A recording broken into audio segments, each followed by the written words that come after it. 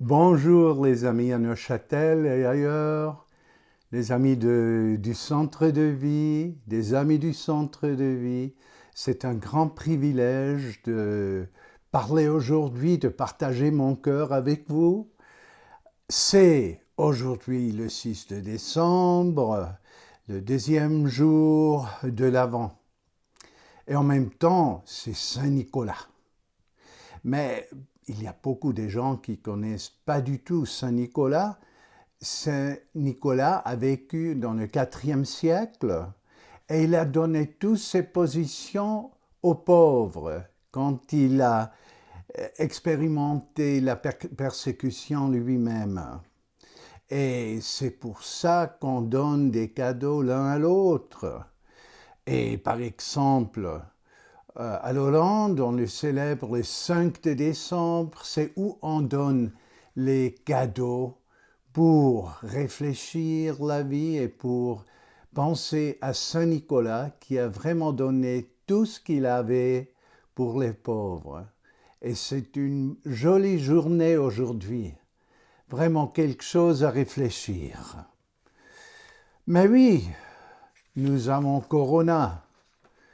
Et Corona influence notre vie quotidienne. Pour moi, je suis fatigué du Corona. J'en ai eu assez. Je ne peux pas réunir avec mes amis, je ne peux pas aller manger ailleurs. Je suis à la maison, en fait, sur Zoom. J'essaye à travailler, mais il me semble que je suis déconnecté des gens un petit peu. Et même quand je travaille avec le groupe pastoral, c'est toujours au Zoom. C'est bien parce qu'il ne faut pas brosser les dents, par exemple, ou on peut boire ce qu'on veut, mais en même temps c'est dur. Il semble que c'est un temps avec trop de défis. Et je peux bien imaginer que c'est la même chose pour vous. Et la grande question qui se pose, c'est comment vivre comme chrétien, comment vivre comme Église dans un temps pareil. Et j'ai beaucoup réfléchi, puis je suis allé au livre des Actes des Apôtres et j'ai trouvé que l'Église était menacée des autres choses, la persécution, les religieux qui n'ont pas compris ce qu'ils voulaient. Il y avait tant de problèmes après à Jérusalem. Ils n'ont pas eu assez de l'argent pour acheter la nourriture. Ça veut dire l'Église connaît la situation dure. Mais avec l'Église, il y a toujours un futur. Et c'est ce qu'il faut trouver, même pour nous à ce moment, au centre de vie. Nous avons eu beaucoup de défis au sein de l'Église, aux défis avec leadership, aux défis avec Corona, défis avec d'autres choses. Et maintenant, c'est le moment de prendre position et vivre de la richesse de l'Écriture. Si vous voulez tourner avec moi au livre des Actes, chapitre 4, les versets 23 à 37, il y a deux choses là-dedans. Dans les grandes difficultés, l'Église a appris que la prière change la manière de vivre, change même les situations. Et si les situations ne sont pas changées, au moins nous changeons nous-mêmes. Nous lisons le verset 24 dans le 4e chapitre dans le livre des Actes. Lorsqu'ils eurent entendu, ils élevèrent à Dieu la voix tous ensemble et dirent: Seigneur, toi qui as fait le ciel, la terre, la mer et tout ce qui s'y trouve, c'est toi qui as dit par l'Esprit Saint, par la bouche de notre Père, ton serviteur David, pourquoi ce tumulte parmi les nations et ces vaines pensées parmi les peuples? Les rois de la terre se sont soulevés et les princes se sont lingués contre le Seigneur et contre son oint. En effet, contre ton saint serviteur Jésus,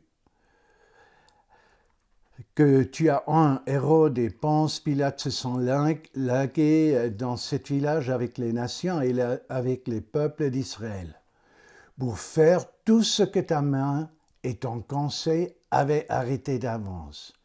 Et maintenant, Seigneur, vois leur menace et donne à tes serviteurs d'annoncer ta parole avec une pleine assurance. Dans les situations dures, l'Église a commencé à prier.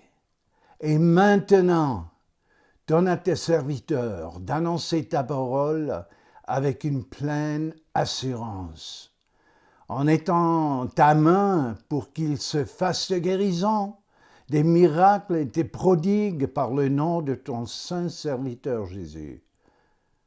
Quand il leur priait, le lieu où ils étaient assemblés trembla.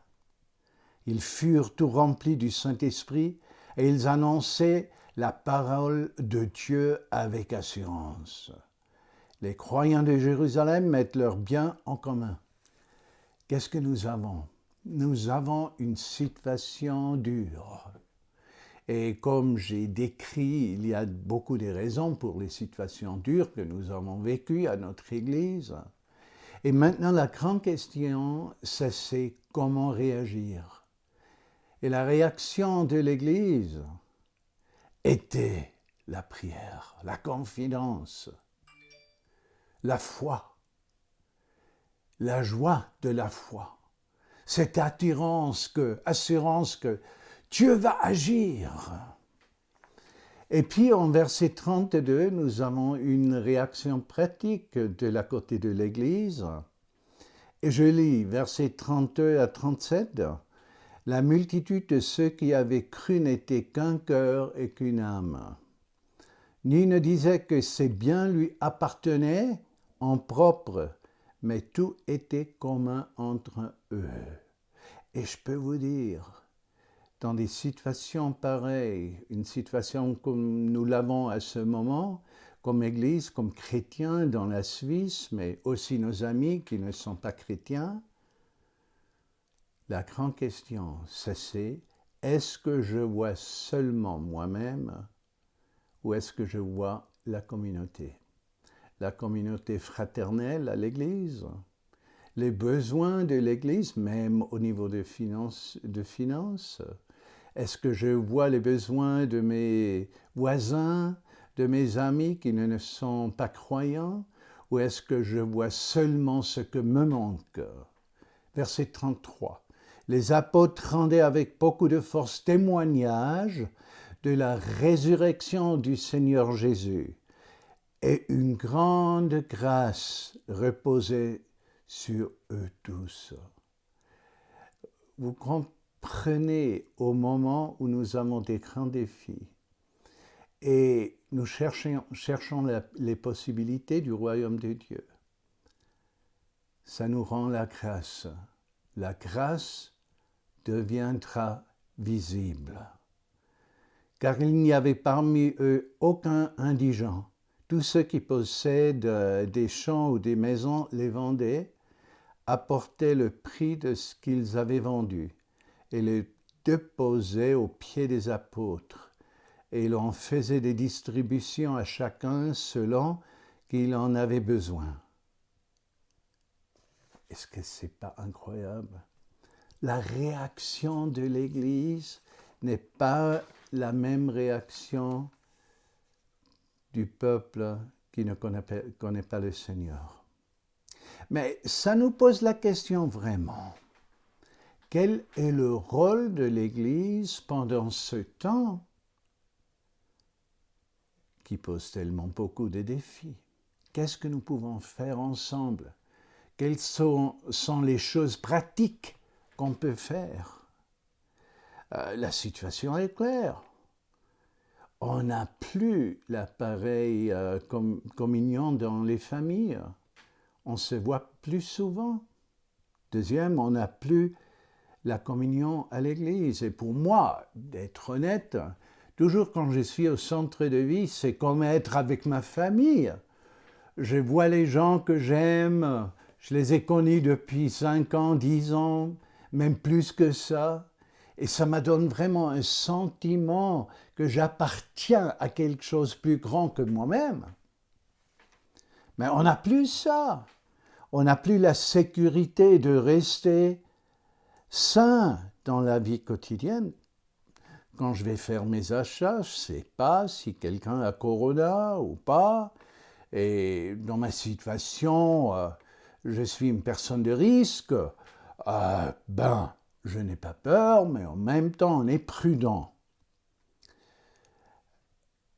On ne sait pas comment la vie va tourner. Est-ce que ça va changer mois de janvier, mois de février, mois de mars?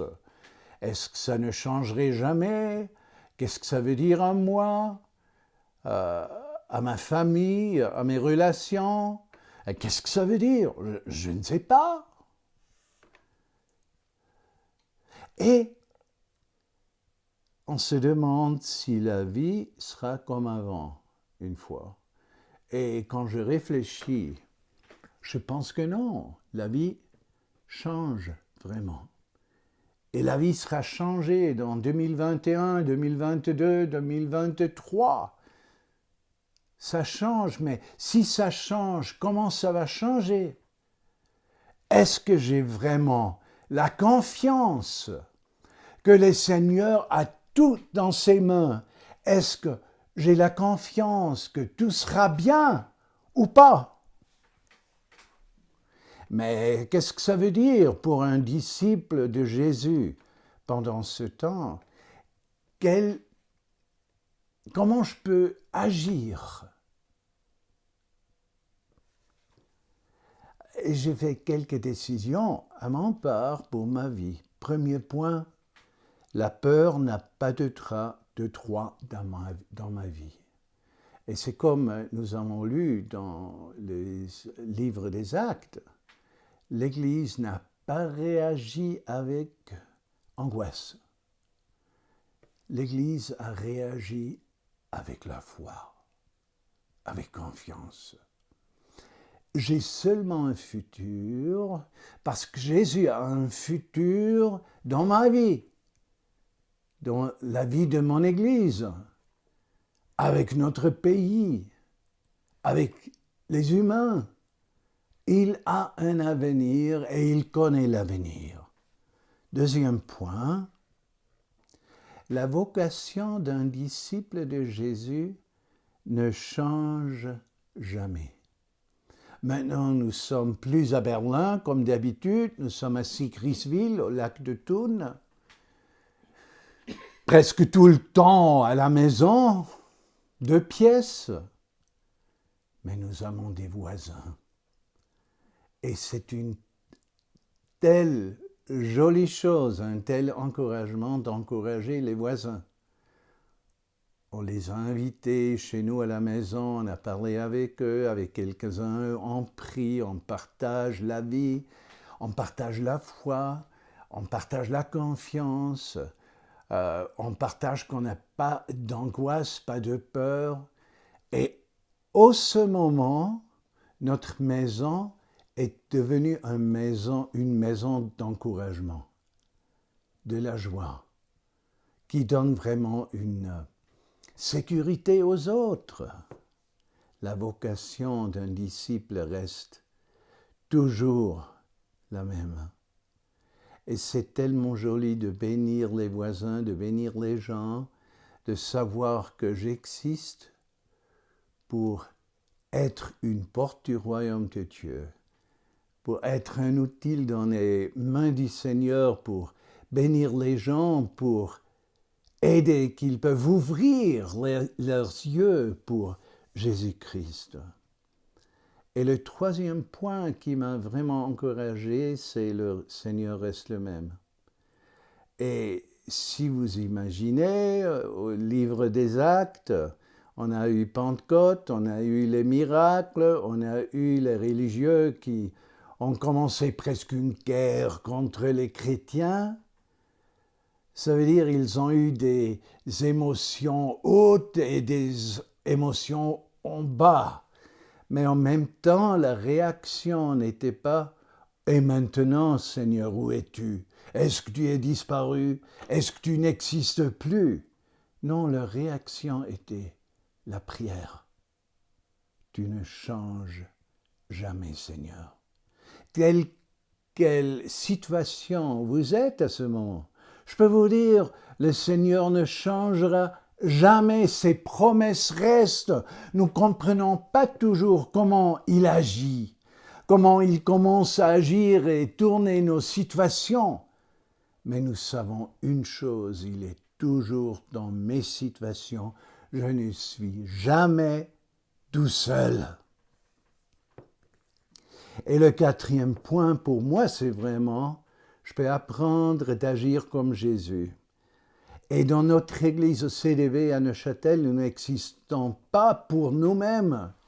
Nous existons pour la communauté de la ville de Neuchâtel, nous existons pour le canton, nous existons pour la Suisse, nous existons pour la France, nous existons pour tous les pays que les migrants sont venus et nous avons plus que 40 nationalités. Dans notre église, ça veut dire que nous touchons au moins 40 pays. Nous n'existons pas pour nous, nous existons pour le plan de Dieu. Et la grande question qui se pose, est-ce que je suis prêt à tourner mes yeux de moi à la vocation du Seigneur dans le monde? Comment tu peux le faire? Tu peux commencer à encourager les voisins et les collaborateurs au travail. Pourquoi tu n'achètes pas un petit chocolat pour les encourager? Pourquoi tu ne partages pas une histoire de Dieu, comment il a agi dans ta vie? Pourquoi tu ne fais pas les achats pour les voisins? Un petit cadeau, ça te coûte peut-être 20 francs ou 30 francs, mais c'est comme une semence de l'évangile. C'est comme ouvrir la porte, comme l'Église, 4e chapitre des Actes, ils ont ouvert la porte pour Dieu pour entrer. Une autre question avec tes amis, comment tu peux rester sans théorie conspirationniste? Il y a tant de théories maintenant, mais ces théories arrivent toujours à nous donner de l'angoisse, de peur. Mais si nous confions le Seigneur, nous n'avons pas de peur et toutes les théories conspirationnistes n'existent pas pour nous. La seule conviction qui existe, c'est Dieu est avec nous. Tu peux certainement accepter la paix du Seigneur dans ton cœur. L'autre question, comment tu peux partager l'amour de Dieu avec ta famille? Et je vous dis, tant que nous sommes ensemble dans des appartements, toujours avec la même famille, on a souvent une réaction négative. On a eu assez. On veut aller ailleurs. Mais c'est le chant que le Seigneur t'a donné, d'aimer ta famille. Et comment, si tu te lèves le matin, tu fais la décision, je veux à ce moment être une bénédiction pour mes enfants, pour ma femme, pour mon mari, pour les grands-parents, pour les voisins. Occupe-toi avec la vocation du Seigneur pour le bien-être des gens. Prochain point, comment je peux avoir la communion avec ma famille spirituelle? Et c'est la grande question à l'Église, on n'a plus les cultes, et si nous avons les cultes, on est seulement 50 ou 100 personnes, on ne peut plus voir chacun, on ne sait pas est-ce qu'il y a des gens qui ont quitté ou pas. Et c'est un temps qui est un grand défi pour tous les croyants, pour tous les chrétiens, de rester ensemble. Parce que nous avons besoin de cette communauté spirituelle. Aujourd'hui, mais même en 2 mois, 3 mois, en avenir, quand nous sommes ensemble. Mais comment on peut agir? Qu'est-ce qu'on peut faire Par exemple, pourquoi pas téléphoner à une personne une fois par jour? Toujours une autre personne. Oh, je te téléphone seulement pour t'encourager, une personne de l'Église. Est-ce que je peux prier pour toi? Et tu prends 5 minutes, 10 minutes, un quart d'heure, tu pries encore. C'est un encouragement pour les gens qu'ils ne sont pas seuls. Ou, par exemple, faire des achats pour des autres. Et quand tu fais les achats, tu te demandes qu'est-ce que tu as besoin. Je peux faire les achats pour toi, parce que ces personnes peut-être à plus que 65 ans.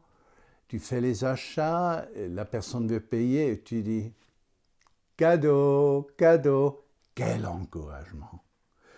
Ou pourquoi pas faire des petits cadeaux, ça ne coûte pas cher. Tu peux les envoyer par poste. Et quelqu'un le matin reçoit un cadeau et ils disent mais pourquoi? Pourquoi? C'est pour montrer notre amour, montrer que nous sommes ensemble là-dedans. Comme avec soutenir l'œuvre de mon Église, aussi au niveau financier. À ce moment, je sais, le mois de décembre est toujours pour toutes les églises le plus important mois de l'année pour arriver avec des bons chiffres. Pourquoi pas réfléchir, Seigneur, combien tu veux que je te donne à l'Église? Ou, si tu n'as pas l'argent, par exemple, tu as le temps, pourquoi pas écrire des lettres d'encouragement et les envoyer par poste. Pas des courriels, par poste. Une jolie lettre d'encouragement. Et je vous dis, après 1 mois, 2 mois, si toute l'Église commence à faire ça, on se sent dans une communauté plus profonde. Pourquoi? Parce que nous avons donné beaucoup des signes de l'amour de Christ. Ou par exemple, ce que vous pouvez faire, établir une relation de prière et partage avec quelqu'un de l'Église. Je fais ça toujours. J'ai toujours 2-3 personnes que je téléphone une fois par semaine ou 2 fois par mois. Je partage mes soucis, je partage mes joies et nous prions ensemble.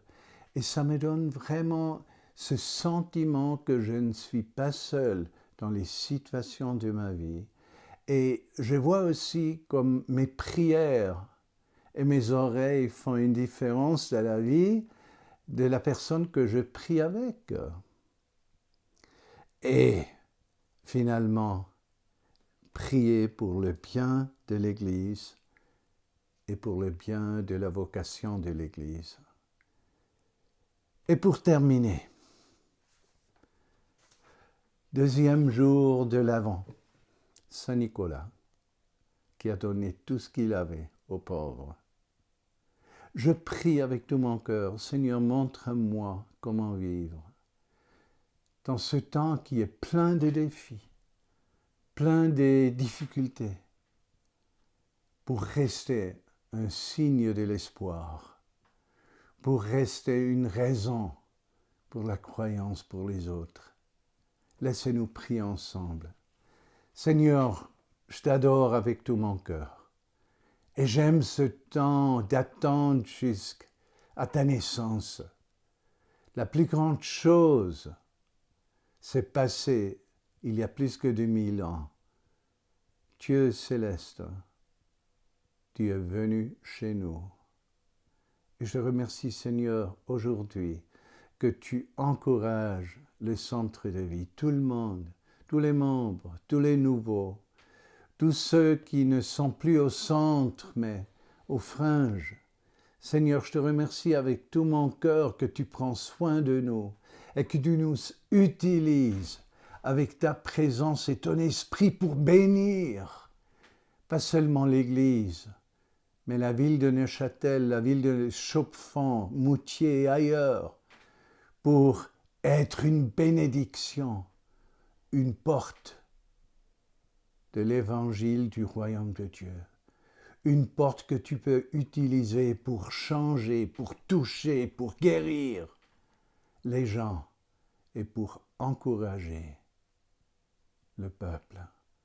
Seigneur Jésus, je t'embrasse avec tout mon cœur et je prie pour chaque membre, même les membres qui sont malades, qui ont peur, des membres qui ne connaissent pas leur avenir. Sois avec eux par ton esprit. Et moi, je vous bénis maintenant. Une semaine incroyable vous attend. Au revoir et à la prochaine.